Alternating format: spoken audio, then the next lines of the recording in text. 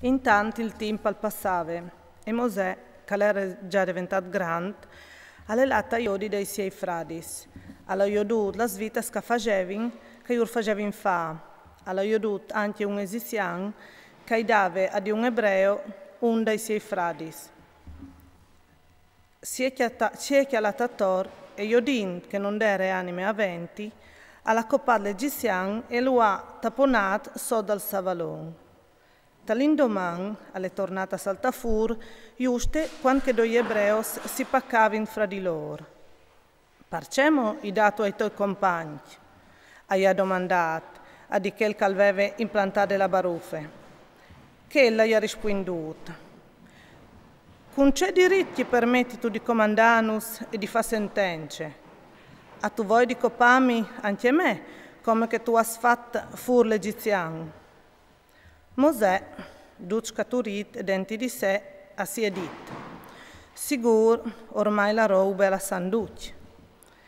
Il faraone alla sentut a chiacchierare di queste questioni e al cerive di far fur Mosè. Mosè allora alle schiampato lontano dal faraone, alle latta regione di Madian, e si è sentato d'onghie di un poccio. Aventi all'era il predi di Madian, che aveva 7 fias, che sono venute a chiappare sul lago per riemplare i laips e beverà la roba minude di loro pari. Sono arrivati anche un po' di pastori e la zampara da svie.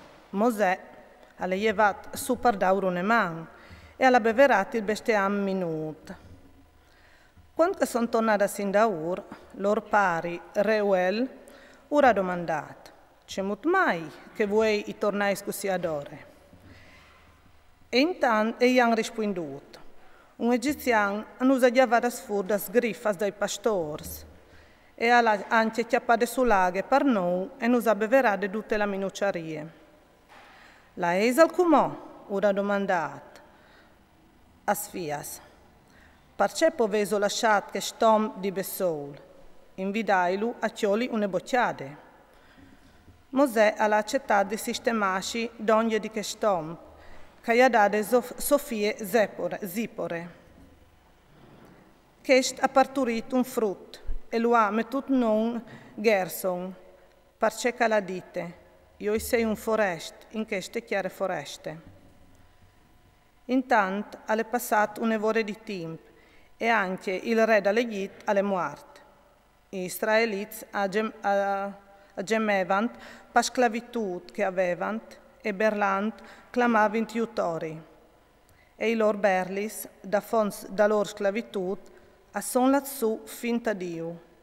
E Dio ha sentito i loro gemiti.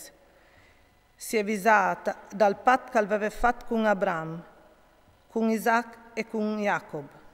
Dio ha aiutato gli israeliti e Dio ha capito.